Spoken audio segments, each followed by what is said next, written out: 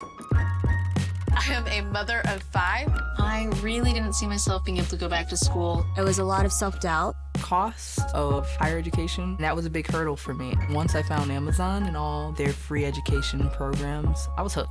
Amazon's footing the bill for it, so we're gonna take advantage. I'm able to work towards a degree in computer and electrical engineering. Network engineering. Environmental engineering. It makes me feel confident I can get to the next level. I feel like the sky's the limit. At BECU, we know that it's people who make all the difference. Because we're not for profit, our most important stakeholders aren't power brokers. They're everyday people, people like you. It's our members who make money meaningful, so we focus on helping them thrive. It's the art student bringing beauty to his community that makes a college loan matter. It's the mother building her family's foundation that makes a mortgage matter. It's people that make BECU matter. People like you.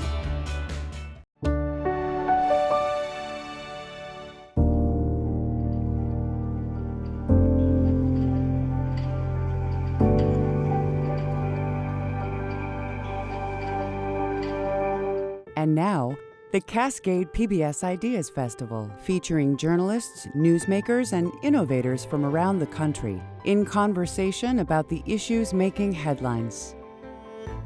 Thank you for joining us for The Journal with Rick Steves, moderated by Ryan Knutson. Before we begin, a special thank you to our session sponsor, Socius Law Group. We'd also like to thank our stage sponsor, BECU, and our founding sponsor, the Killinger Foundation. Also, thank you to our host sponsor, Amazon. Hi, everyone. I'm Ryan Knutson, host of the Journal podcast, the Wall Street Journal's flagship daily podcast about money, business, and power. I'm here today to the Cascade PBS Ideas Festival for a live conversation with one of America's most well-known tour guides, Rick Steves. Rick, welcome to the show. Nice to be here. Thanks. Thank you. So for those of you in the room, Rick Steves is a man who needs no introduction. But for those of you listening at home, you might be thinking, who is Rick Steves? So just a quick bit of background. Rick Steves' first trip to Europe was in 1969 when he was 14 years old, and he's been addicted to traveling ever since. He parlayed that addiction into one of the most well-known travel businesses in the US. He's got a line of popular travel guides. He's taken tens of thousands of people on tours around Europe, and he's had a travel show on PBS since the 1990s. Rick Steves has built a philosophy around travel as a political act, an act that fosters understanding, challenges stereotypes, and in his words, fights xenophobia. At the same time, something strange is happening. Travel has never been easier, but while record numbers of Americans are now traveling abroad, the US is also becoming more nativist and more isolationist. So what does Rick Steves make of this contradiction? Are people just traveling the wrong way? And do people even need a Rick Steves in the age of smartphones and artificial intelligence? So I'm, as we've been talking about, and everybody in the green room knows, I'm on parental leave right now, and my 9-month-old son is here, hopefully sleeping with the babysitter right now. But when they reached out to have a conversation with you, I was like, I have to do this. And because I'm on parental leave, I felt like the first question that I have to ask you is about my own upcoming trip, which is my wife and I are taking our 9-month-old and his older brother, who's 2.5, to Europe this summer. It's a very controversial thing to do, to travel with small children. So what's your take? Well, I had 20 years of experience with traveling with our kids. Yes. And they were the same ages as yours, 2.5 years apart or something like that. And my big advice, if you've got kids your age and you ask, where should we go? I would say to Grandma and Grandpa's on the way to the airport. You know? I mean... Yeah, they're right there, Grandma and Grandpa. There you go. Honestly, I would say if you've got 2-week vacation, have a week with the kids at a Fun Forest here, and then have a week of adult travel in Europe. Having said that, we never did that. We took our kids to Europe every spring. We took our kids out of school throughout the grade school years in April, and they had a better education in Europe. And I am so committed to the idea that if you can afford it, and if you're willing to compromise from an adult travel point of view to make it a family occasion, it is beautiful parenting, and you will never regret it. I really believe if everybody traveled before they could vote, this world would be a much more stable and just and beautiful place. One of the things, you recently published a book on the hippie trail, which is just your notebook, basically, from 1978 when you were 23 years old, going from Istanbul to Kathmandu, which you discovered during the pandemic. We were all looking for things to spend our time with. I was binge watching Rick Steves' shows so I can have some escapism. You were looking through your notebooks and reminiscing on old times. But one of the things that really struck me in your book was how you said that you packed enough film to take 9 photos a day. Right. And I thought to myself, wow, I take 9 photos a minute when I'm traveling. I'm old enough to know that I just have that memory that you would never go click, click, and I'll do another one, click, because you had 9 a day, because you had 36 in a canister, and you're on the road for 70 days, and you already have 20% of your packing light bag filled with film canisters. You have divided out, 20 rolls times 36 divided by how many days, and that must have, if I did my arithmetic correct, it must have been 9 a day. Yeah, I don't know if you fact checked yourself there at the end, but it's also just like you can't. A trip like that's just not even possible in today's world, where you were going around, you were writing about how you're on the bus, and you don't really know much about where you're going. You're asking people that are sitting next to you, do you know anything about where we're headed and what we can do and get there? And it was just, you're flying by the seat of your pants. But now, I mean, that era is gone. Or do you think there's still ways you can find that kind of magic? Ryan, you're talking about an age when there was not a glut of information. There was not enough good travel information in 1978 when I did this. And when you leave Istanbul and head east, for me, it was like going behind the dark side of the moon. It occurred to me, even as a 23-year-old, there's not another soul that knows me between here and Seattle. And I don't know anybody between here and Seattle. And I'm heading that way with no internet, with just a few traveler's checks in my money belt, and no guidebook, and a bunch of hippies ad-libbing it all the way to the end of the hippie rainbow, Kathmandu. And then I was hoping to find a one-way flight back to Europe. It was an adventure. You can't do that adventure today, but the takeaway from my hippie trail book is that, okay, I'm 23 years old, 1978, doing the ultimate road trip. On the last year, by the way, that you could do it, before the Shah fell and Khomeini came in Iran, and before the Soviet Union invaded Afghanistan the next year. So that was the end of the hippie trail. It was the perfect time in my life, the perfect time to do the hippie trail, and I journaled it with a 60,000-word intimate journal, and I documented with all these photographs. I mean, it was just like 45 years later, it's just dying to be a book, and I didn't even know I had it until COVID, and then I remembered I have this journal. But about can you do that now, the takeaway is you can't do the physical trip, but you can have the hippie trail experience, even in our comfortable age, if you get out of your comfort zone, recognize we can learn more about our home by leaving it and looking at it from a distance. And when serendipity knocks, you say yes. And I am inspired by people who are in their 20s now that are having a hippie trail experience by doing that real travel. And that's the fundamental decision travelers have to make is, am I just gonna do the bucket list thing? Or am I gonna do, let's explore the world and lose ourselves in it? And I just love, that's our mission where I work, is to equip and inspire Americans to venture beyond Orlando. That's it. When was the last time you were in Orlando? I stay away from Orlando. I don't think they like me there. I was doing some... Their slogan just must be, Rick Steves is wrong. No. Here's the deal. Go to Disney World 4 or 5 times, but then try Portugal, you see. A lot of people, they travel all their life. They do Cancun, they do Orlando, they do Disneyland, they do Vegas, they do a Caribbean cruise, they go back to Orlando a couple of times. That's their whole world. And they're surrounded by other privileged Americans that can do that kind of stuff, and they come home and they think they've traveled. Well, no, you had a vacation, and there's nothing wrong with it, but it's a lost opportunity. And for me, I've been thinking about this a lot lately because I've been giving talks about the hippie trail, and my own teaching has evolved over the years to think that there's 3 kinds of ways you can be a traveler. You can be a tourist, or a traveler, or a pilgrim. And I don't think you want to do all of any of them, with none of the others, but you can mix it up. And the default for Americans is all tourist, fun in the sun and the beach. And that's vacation, but you're not learning about the world. And we need to learn about the world. What's a quick definition for traveler versus pilgrim? Traveler versus pilgrim, I think the traveler is learning about the world and the pilgrim is learning about him or herself within the world. And I love that.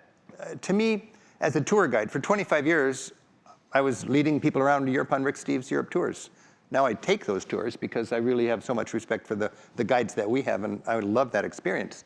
But for me, the challenge is to help Americans get out of their comfort zone, to see culture shock as not something you avoid, but something that's constructive. It's the growing pains of a broadening perspective. And culture shock just needs to be curated. And that's what a good guide does. A good guide does not protect you from culture shock. A good guide turns it into a broadening experience. And Americans tend to be, well, you remember when people called ugly Americans? That doesn't mean they're bad or evil, it just means they're ethnocentric. And the challenge for us is because we're a big country, we can think we're the norm. You don't have ethnocentric Norwegians and Greeks. You know, you have ethnocentric Russians and Chinese and Americans and Germans. Big societies can be ethnocentric. So we're the biggest, and our challenge is to get away from that. So I love having that be one of our missions when we're traveling. Mm-hmm. Well, so as I was mentioning earlier, more Americans are traveling abroad now than they ever have before. There's a Pew study out not too long ago that said that 76% of Americans have left the country once. Half of Americans have traveled to between 1 and 4 countries. And yet we're seeing in the US over the last several years this America first political shift, isolationism, people are becoming the more nationalistic. Mm-hmm. Are people traveling wrong? Well, I think the people that are traveling are the people that probably don't need to travel as much as the people who are not traveling. Mm-hmm. Half of America does not travel. Half of America is afraid of the world. Half of America dreams of building walls. The takeaway when you travel is you realize how it is folly to think that you'll be safer if you build walls. If you build walls, you're planting the seeds of instability and danger for your society. And what we need to do is build bridges to the other 96% of humanity outside of our country. And that's just a beautiful thing. It's a beautiful thing from an ethical point of view and a love your neighbor point of view. And it's also a beautiful thing from just a pragmatic security point of view. It is so tragic to think that we can be safer by withdrawing from the world, by letting Voice of America become Voice of China, And that's what we're doing right now with this mania for pumping people's fears, frankly. We are the most fearful. I'm just so tired of hearing people say, have a safe trip. When somebody tells me have a safe trip, I'm inclined to say, well, you have a safe stay at home. Because where I am traveling statistically, and I know statistics are optional these days, but where I'm traveling statistically is safer than where you're staying. Americans live in a very dangerous place, you see. So I lament the loss of bon voyage. Remember, if you're old enough, when people used to say, bon voyage, have a great trip. When I went on the most dangerous trip of my life, Hippie Trail, it was bon voyage. And I came home with a broader perspective, on track to have a very fulfilling life. That was a beautiful, beautiful experience. Fear is for people who don't get out very much. The flip side of fear is understanding, and we gain understanding when we travel. Who are the most fearful people in our society? People with no passports that let commercial news shape our perspective. And that is, if it bleeds, it leads, And that makes us fearful. And then powerful people can manipulate us through our fears, and that threatens the fabric of our democracy. We need to travel and not be so darn afraid of the rest of the world. It's a beautiful place. You've gotten more attention or become more outspoken in recent years about your political views, which you've been talking about a little bit so far. You endorsed Kamala Harris for president. You're pretty outspoken as an advocate for the legalization of marijuana. How has that affected your business to be more outspoken about politics? I guess I've gotten to the point where my business is strong enough that I don't make my personal political decisions based on what's good for my business. I remember when we were getting into the Gulf War, and I just didn't believe that this was the right thing for our country to do. And I put up a peace sign outside of my office in Edmonds. And I was across the street, just walking down the street from my office, and a man said, "Hey, Rick, I bet you if you realized how much that peace sign was costing your business, you would have thought twice about putting it up." And it occurred to me, really? You would support a war you don't believe in for what's good for your business? That honestly did not even register to me that that was an option for a person with any ethics at all to support a war by calculating how it would impact its business. And now I've been an outspoken advocate about how racist and non-productive and wrong-minded and against civil liberties our prohibition against marijuana is, for example. And I'm bringing home a European sensibility to that, because in Europe a joint's about as exciting as a can of beer, and it's a laughable thing in Europe that they would lock anybody up for smoking marijuana. Well, every once in a while I'll meet somebody when I'm out giving a talk, and they say, "Rick, we know what you think about marijuana, and we're not going to take your tours, and we're not going to use your guidebooks." And all I can think is, Europe's going to be more fun without you.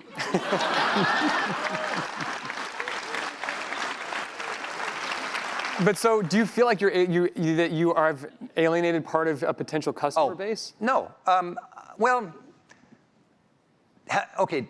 Does the openness that I don't believe President Trump is good for America, does that alienate people from going on my tours? That would be the immediate question, I suppose. I think people, when they want to go to Europe, they want good information, and my information is so good that they will just hold their nose and consume it.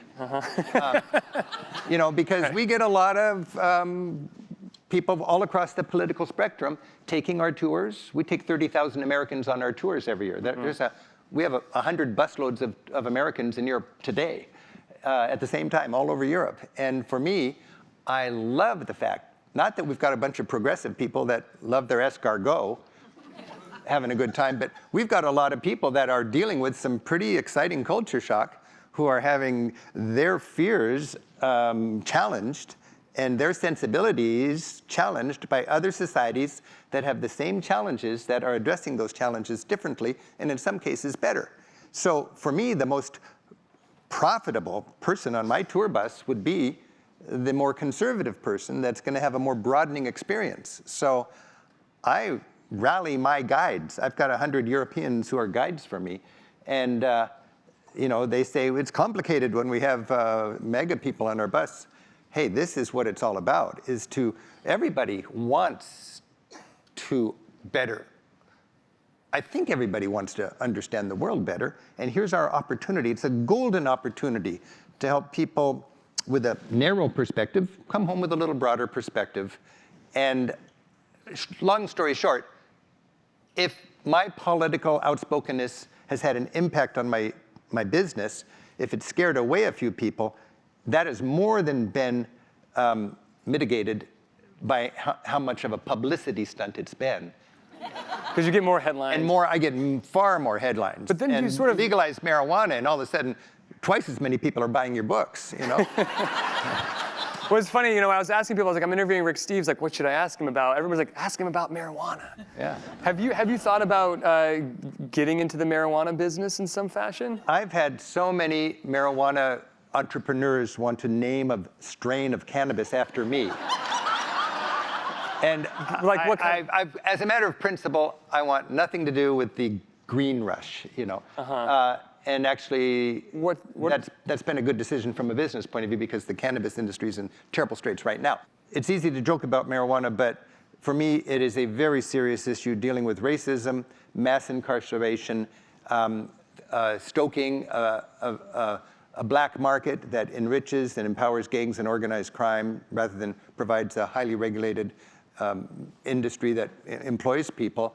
And fundamentally, it's against our civil liberties. So I give talks all over the country about marijuana, but it's a principled civil liberties stance. And it's one of those things that I just love taking home sensibilities from my travels. And there's a lot of easy causes you could get into, but when I got into legalizing, ending the prohibition against marijuana by our government, that was a hard one to go because it was scary back then to talk about that if you were a respected business person or whatever. But I brought home that European sensibility. And that's what, for me, is really fun, is to travel and to realize we've got the same challenges. How are you guys doing it? And then come home. It's kind of like, I think of a travel writer kind of like a medieval jester. You know, in the Middle Ages, the king gave the jester room and board in order to be annoying. He was told to get out of the castle, hang out and tell dirty jokes with the kids in the ravine, find out what's going on in the barrio, and then come back behind the walls of that castle and tell the king what's going on out there, you know? And as travelers, we can, in a sense, do that. And as somebody who orchestrates travels, we can help travel provide that function. Go out, find out how they're doing it over there, and come home and respectfully challenge your neighbors to open up and think more creatively about how to deal with these exciting challenges. So what are people saying about America now when you're out being the jester? Well, that is a very common concern when people are traveling in 2025. And a lot of people are afraid to go to Europe because Europeans might not like President Trump. It's kind of like, do you really want to go to Canada, considering what we've just done to Canada? Well, as far as Europe goes, I've been over there a lot. I've got all sorts of colleagues leading groups around today. We know what the sentiment is. Europeans are saddened by our president. They are confused by how our government, our society can elect him 2 times. They are discouraged. They are abandoned. And they are sad because they need America in the arena with the forces for good. And for Americans to go over there, they wonder, is this a good time to go over there? I'll tell you, I love the fact that Americans are interesting to Europeans, and we're twice as interesting now than we were a year ago. And they want to talk, but nobody that I've ever met is going to take it out on you for who your president is, unless you decide to wear a red hat that says what it's going to say, you know. So you haven't felt any hostility when you travel? No hostility at all. If you do, it's some drunk guy in a beer hall in Munich. And that's just what he does for a living, is he gets drunk and he spouts off stupidly. You know? Yeah. But any decent, thoughtful person is going to want to talk to you because they've got an angry, fearful, potential base of an autocrat in their own country going on. That's what's striking to me is every country, no matter how hip that country may seem, has its base, its right-wing base. And this is a real threat. And it boils down a lot to the fear of refugees, you know. And it also boils down a lot to how wannabe autocrats, there's a playbook for them to read. Nobody's ever turned it into an actual huge plan like Project 2025, but it's essentially the same thing. Mussolini had it, Franco had it, Hitler had it, Orban has it, Erdogan has it, and it's just, you can read that playbook and you go tick, tick, tick, tick, tick. Right now, the only way our democracy is going to survive, I believe, is if we can employ the power of solidarity right here in our own country. This is wild times that we're living in, and it's exciting to be clued in, and we're going to do it, but we've got to get our act together, and that's called solidarity. Why do you think this is happening, though? Because, I mean, the U.S. spent, 70 years post-World War II building bridges, and now there's a lot of effort to try to tear some of those bridges down. So what's driving that, do you think? Fear. Fear, people that have felt neglected. I mean, there's good, this is beyond the realm of a travel writer's talk, but I would just think there's really good reasons for angry people on the right to support the promises of Trump. I don't think they're very sophisticated to believe his promises, but if I was in some of those situations, I could probably see me and my friends having that as our point of departure. When you travel, when you are an educated elite, you might look at things with a little more savvy. For me, my secret juice, I think, is the fact that I'm a historian. I got my degree in European history, and I'm a traveler. So being a traveler, I'm less ethnocentric, and being a historian, I'm less chronocentric. I really believe in the value of history, and I really believe in the value of getting to know people you're afraid of. I mean, when you're threatened by somebody, you're probably more afraid than you need to be. You just don't know them very well. So when we travel, we get to know our enemies. It's a beautiful thing if you travel well. And then when you come home, it's harder for their propaganda to dehumanize us. And when we get home, it's harder for our propaganda to dehumanize them. You've made the world a better place. That's just one of the beautiful values of travel. Have you thought about traveling more within the United States?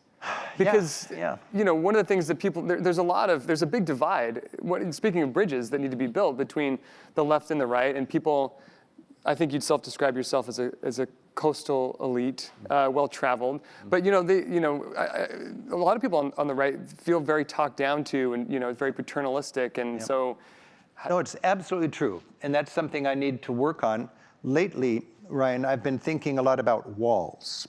I'm fascinated by walls. You know, the Berlin Wall, the wall in Belfast between Protestants and Catholics, the wall in the Holy Land.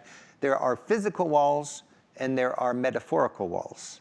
We have a huge wall in our country between red and blue, and it's a metaphorical wall.